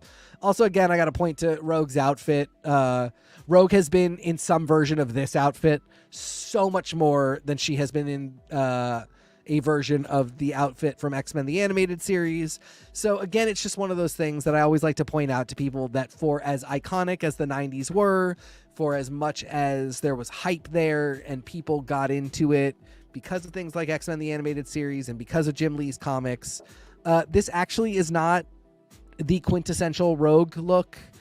The yellow and blue is not the quintessential Wolverine look. He's had a bunch of looks, including the orange and brown. Again, Cyclops, that's not his most iconic look. Certainly not Jean's most iconic look. So, it's just, this is all great. Jim Lee did some phenomenal character designs, and they have clearly translated a bunch of places. But when people talk about them like, well, of course we have to do this because this is the look that Rogue is always seen in, it's actually not. It's actually the look from the comics here, some version of this. And it's what's fascinating to me is that's the look that she is in as an Avenger. That's the look she's in, even to some extent as a villain, but that's also the look she's in as a peace ambassador, not just a superhero. Like, I love this 90s, very trashy, very fun look, but the look on the right really is a little bit more who Rogue is. That is the quintessential Rogue look. Yeah, that's the one that I would get as a Destructo disc jacket. There you go. I only need to break in with a correction because of who apparently this person is. Rogue is not voiced by Tara Strong. She is voiced by a woman named Lenore Zan, and I feel like saying Tara Strong. Yes, that is what I meant. I feel like it's only important to say because she is a politician and a member of the Canadian Parliament. Yeah. So that was fascinating for me to learn right now, is that this woman is a politician. No wonder Magneto respects her. Yeah, and the person who preceded her in office for member of the Nova Scotian House of Assembly is a person named Jamie Muir. Like, spelled the same way as Muir Island, almost. Oh, I there think. you go. Oh. It's a whole X-Men conspiracy. Yes, it's spelled the same way. Oh, there you go. Crazy. I love it. Absolutely. When we go rogue on this show, it's to bring you the facts that matter. I think the main thing about Rogue in X-Men 97 and the main thing about Rogue now is a lot like someone like Cyclops or Wolverine. She's so frequently defined by the nature of her origin. Cyclops will never be able to control his optic blasts. And, for Wolverine, it's all just about the bub of it. And so with Rogue, we have a character who's just like, sugar. And she can't control her absorption powers or whatever, like an out of control tampon. And I think that the main concern I have is X-Men 97 only has 24 minutes an episode.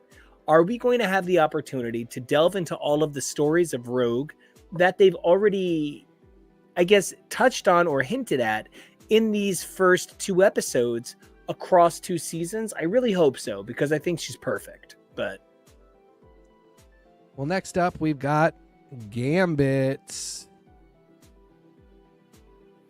Oh my gosh, I didn't mean to be harsh. I meant to be adorable. Oh no. I don't think that was harsh.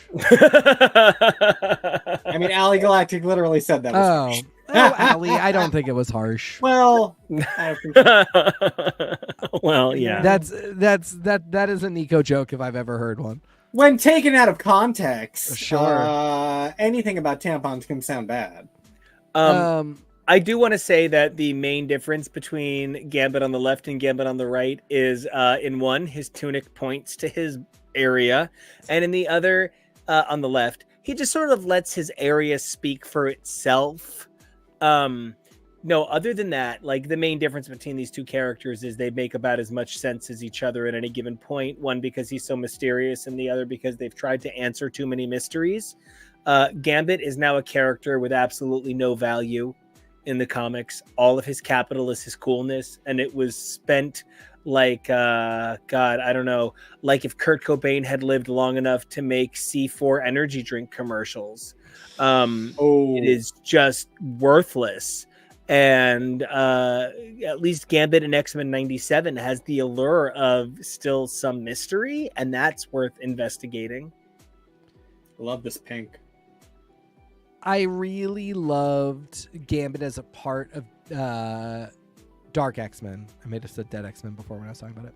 I really love Gambit as a part of Dark X-Men. I thought Dark X-Men was a really cool concept.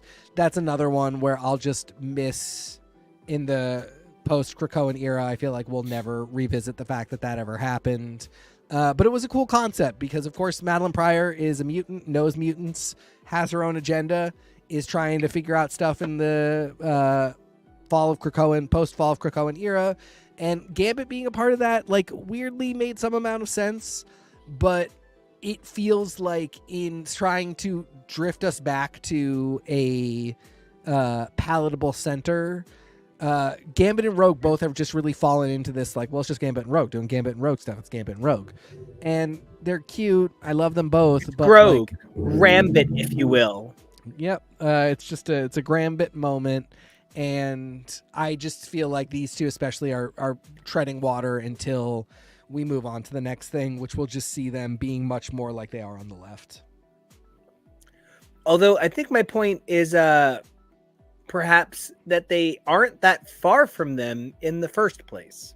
Yeah, no, I think you're right. I just think they're not far from them, but they're not being used at all. So it kind of it doesn't really matter what they are. They're obviously going to be used more under Gail Simone because Rogue is the leader of that team. But they'll still be these two characters. They'll still be just kind of caricatures of themselves.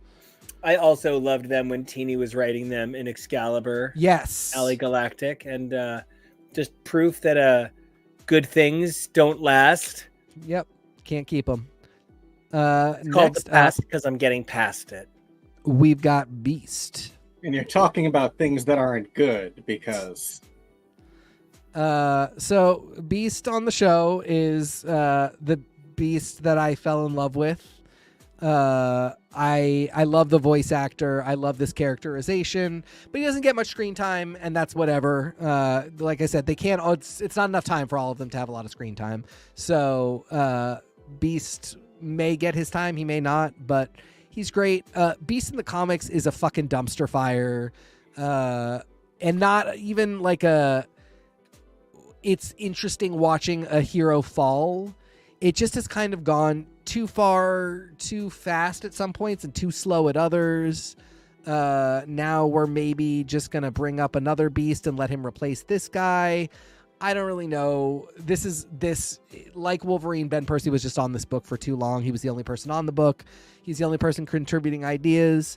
My biggest problem with it is I don't believe that Beast would be this uninvolved in the fall of the House of X business. Like, I don't think he would be this removed from trying to kill all of the Sinisters. I don't think he would have been this far removed from Sins of Sinister, but he couldn't be in any of those books because Percy had a monopoly on him and he couldn't be out of Percy's sight. So Beast, who absolutely would have gone intellectually toe-to-toe with Sinister, just isn't around for any of this.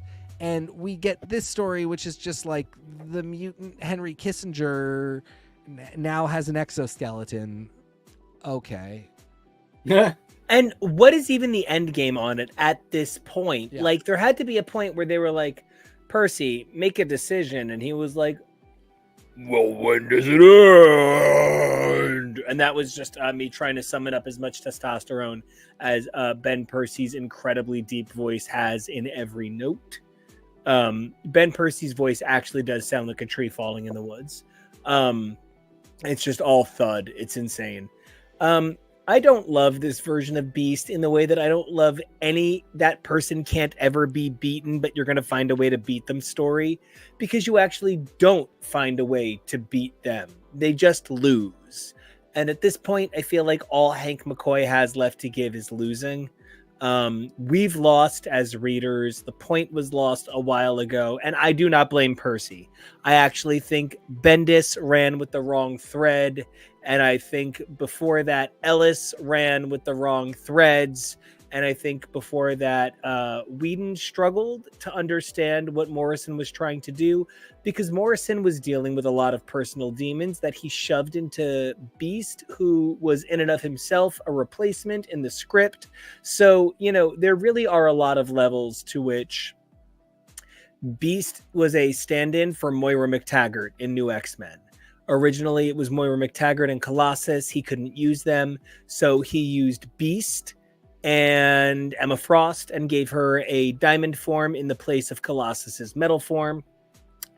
And, you know, this really is an example of a character who just, the mechanism, once it started, there was no un-Goldberging the Rube.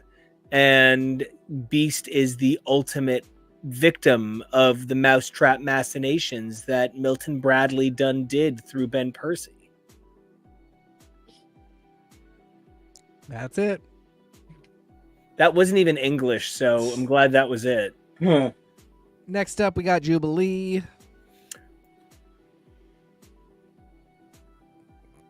Start talking. No, I can't. And let me say why I can't. Sure. Jubilee isn't in the comics anymore. Jubilee is, yes, I agree. LA Galactic comic Hank sucks. Jubilee in this is a joy. She's a breath of fresh air. She, even when she's kind of pointless in the Wolverine was mean to Beto, even when she's a little bit more Blossom than Six, I mean, Jenna Van Oive, I love her. She is so cool, so exciting. She represents the magic of being a kid reading in the 90s. She is elevated here into an adult woman, which I really appreciate. And yeah, in the comics, she's just another fucking superhero absentee parent. That's all she is. That's all she fucking is. You know, Kebo and I like to watch YouTube videos about the worst people in the world who make YouTube videos. And one of the things is, like, half of them are like, this mother didn't even pay attention to her children to the point where her children were starving. Image is censored because YouTube will not let me monetize. And like, that is what 99% of superhero parents are, with the exception of the Richardses, which is why I will always be the editor. I will, if TK is ever offered Fantastic Four, I will become an editor to block his divorce storyline. But the Richardses are the best parents in the Marvel universe. Wow, I like that you just said that divorced people can't be good parents. I do believe what I said is I don't want that for them. But I do love how hard you came for me. That was so hot. And in general, I feel what you're saying. That is a huge misstep to not have addressed specifically where she is at with Shogo. But I do like this characterization of Jubilee. I really like the Dead X-Men team. I don't like that they never got a chance to be real X-Men.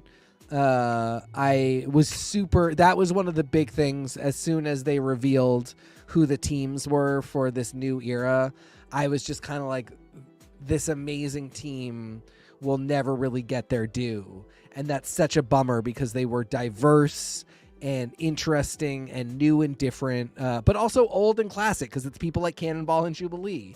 But it was their combination that was new and different. And I think I don't always love Steve Fox's writing of her as a character.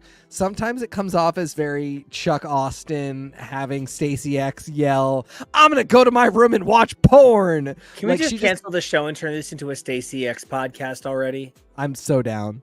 Another character that we just aren't gonna get enough of ever.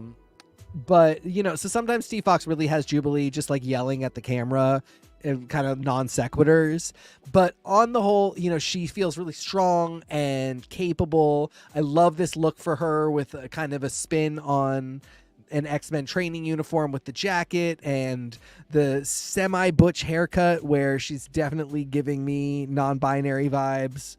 And by the way, this is like, you know, anybody who's upset that Morph is non-binary, this is like the non-binary look that you should be worried about. And I don't think any of you can recognize these people. So Morph is not your problem. It's the Jubilees of the world. I like her in this. Also, did I tell you what I discovered about Dead X-Men the other day? All of the books, all of the individual issues are titled after Bjork songs.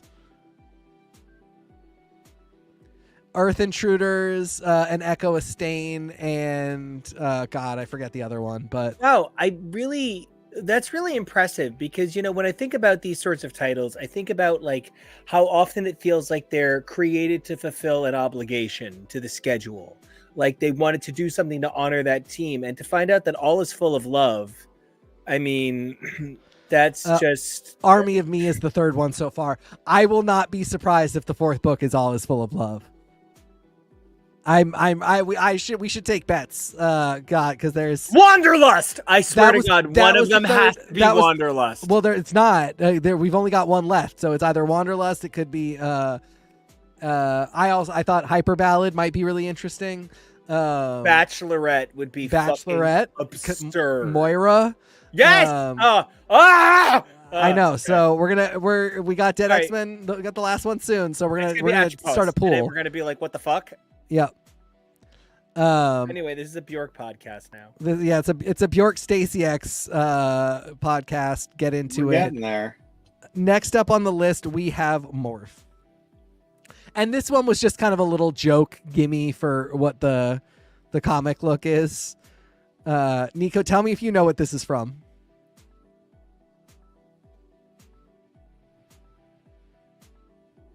Give me a minute.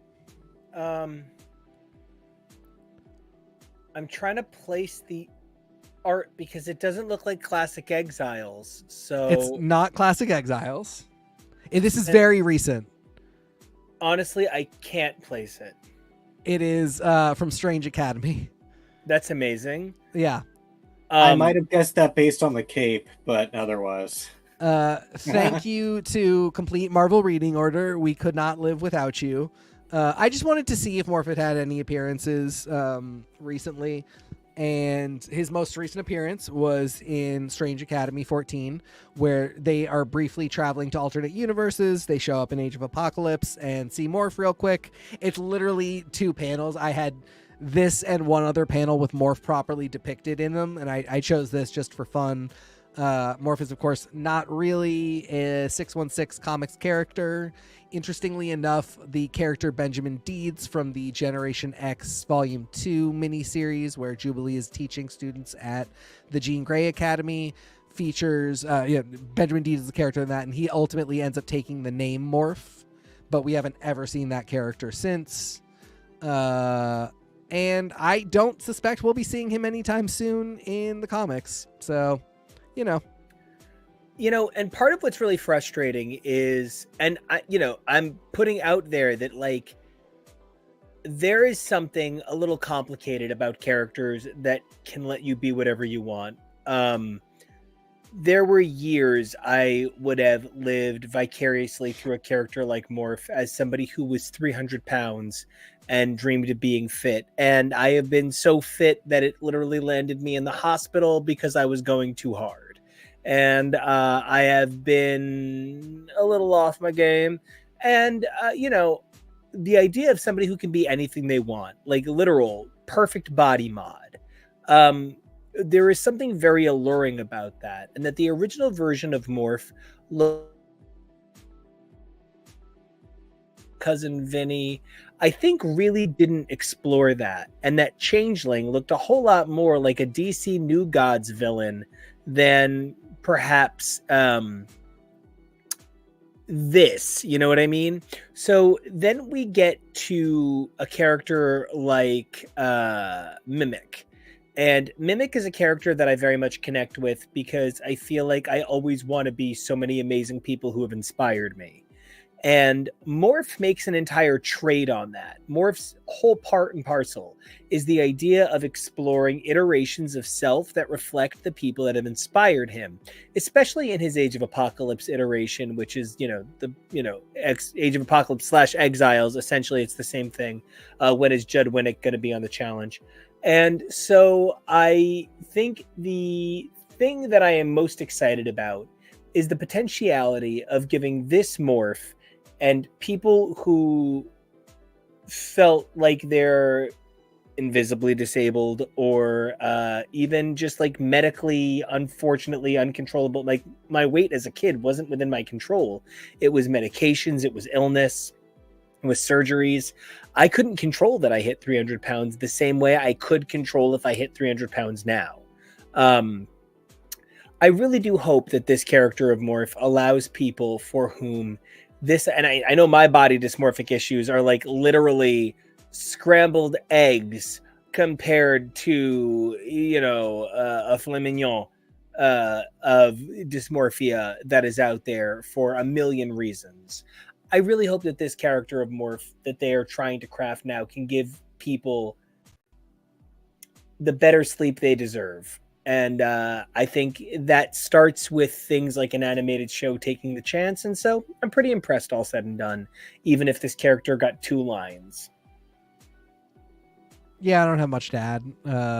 I will be really interested to see if we ever get a Morph that is recognizable to this, as a counterpart to this one in the comics consistently. It's always surprised me that we haven't.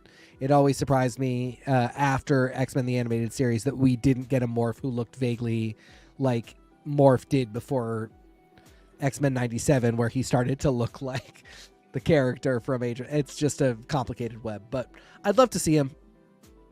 A complicated web, like a Madam Web one-shot that shows us that Storm is going to be a white woman and a senator? There you go.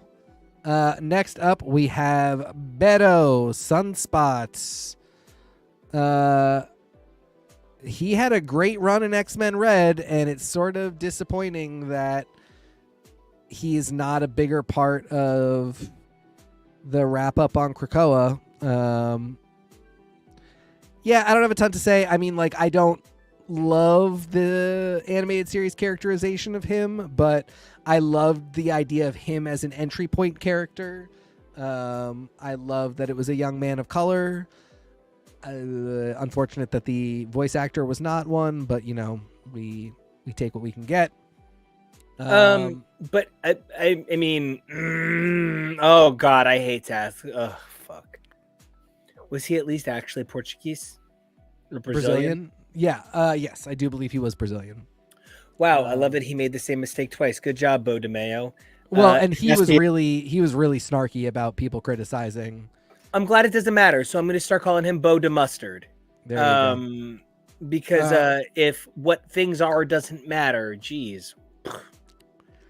But I think saying that is how you get jobs like that a lot of the time. So yeah, I mean, this was a perfectly fine characterization. I wasn't in love with it. I absolutely didn't hate it. I'll be interested to see if he comes back. He has been a fantastic character throughout X-Men Red.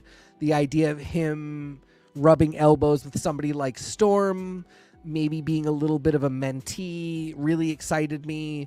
And the Genesis War storyline was great. He was great in it. It all came to a very satisfying conclusion. it just can't be helped that it is part of the conclusion of the Krakoan era, that itself is not very good, and that he is not really being seen a lot in it is also really disappointing. And that's just what we're working with. And if I can just add, as a Latinx man, Yeah. I too feel sexy in a white windbreaker and tan pants. So if anybody wants to custom make this outfit for me, I will be glad to take a video of putting it on and taking it off. It is such a cute little look. And one of the things that I think I'm joking about is that Beto should always be current. He should always be exciting. His original identity was wrapped up in Magnum PI, which at the time was kind of current and exciting.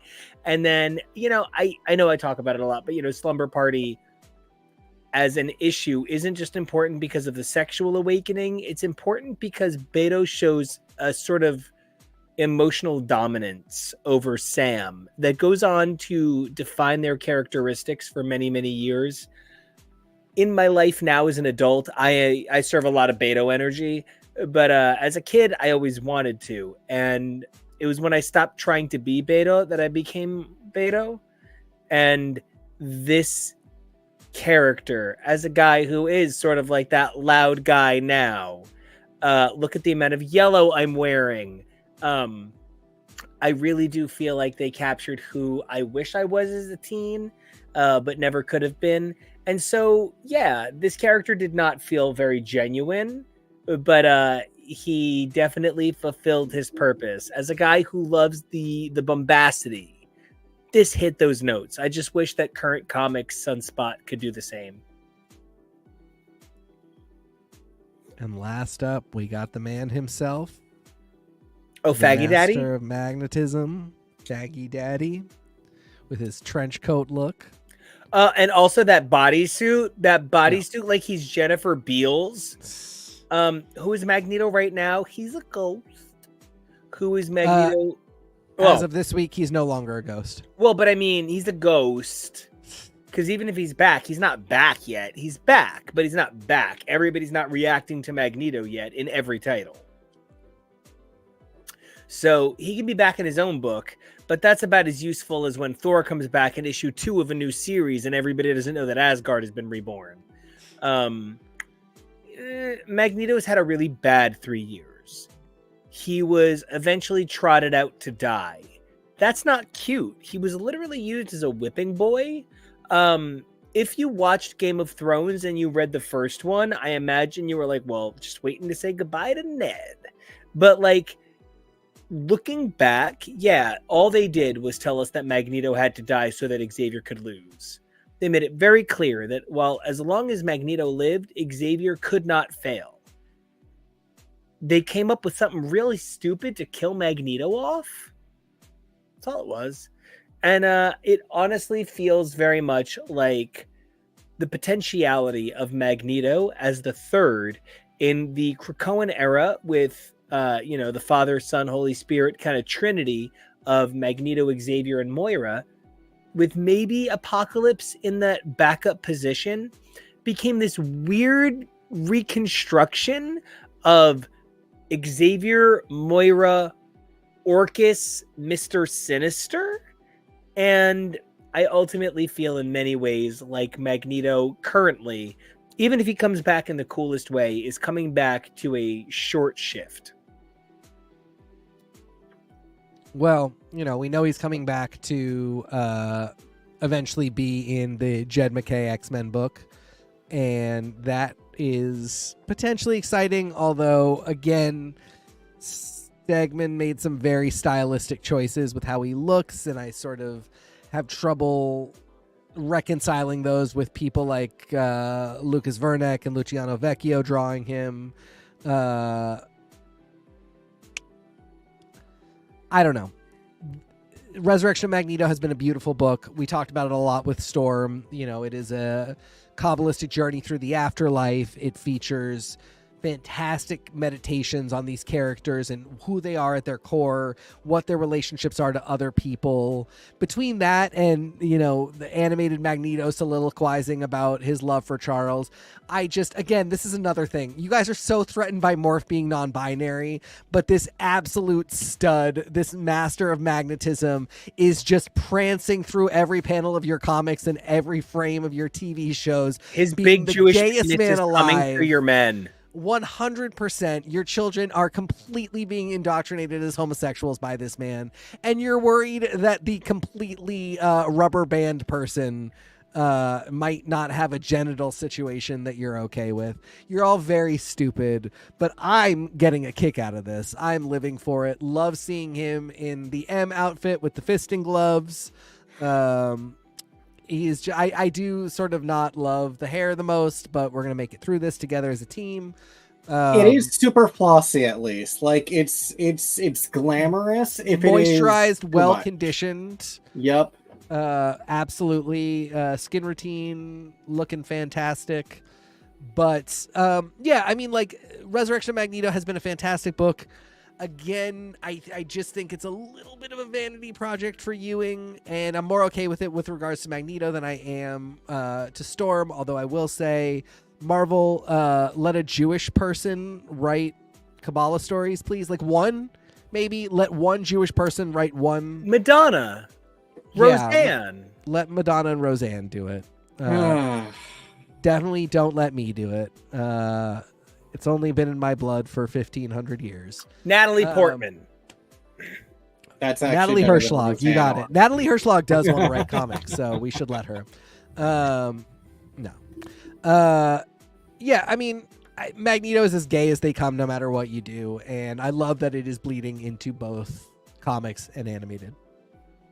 Bless Faggato and bless Magneto and all of his fabulous gayness. I've had an amazing 2 hours talking about this show with you. I maybe didn't expect to be as positive on the show and as negative on the comics as a result, but you know what? This was a really great investigation. I know I'm going back to episode 3 a little bit more excited than I ended episode 2, but not because the comics are bad, but because the show is offering me some special things that I can't find anywhere else. Likewise, I'm going to go back to the comics reinvigorated for the things that I can only find there. Oh, right. People of color having dialogue and gay people. Right. So that's what I'm going to go to the comics for.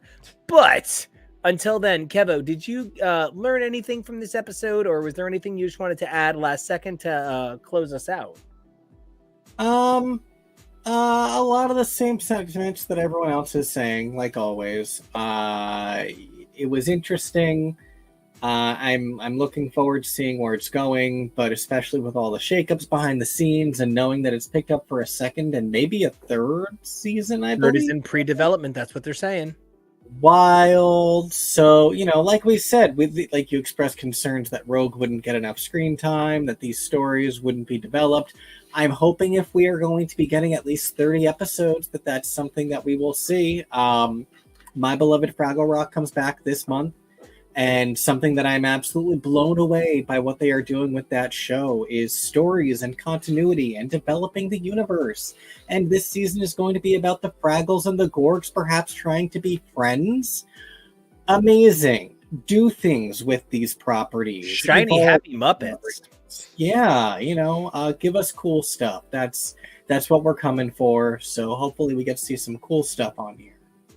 Well, I love that, and I can't wait to come back for Saturday's broadcast and then Sundays, and then we have an amazing schedule coming up in the next couple of weeks. It's some really great content that I am so excited to bring you, and I can't wait.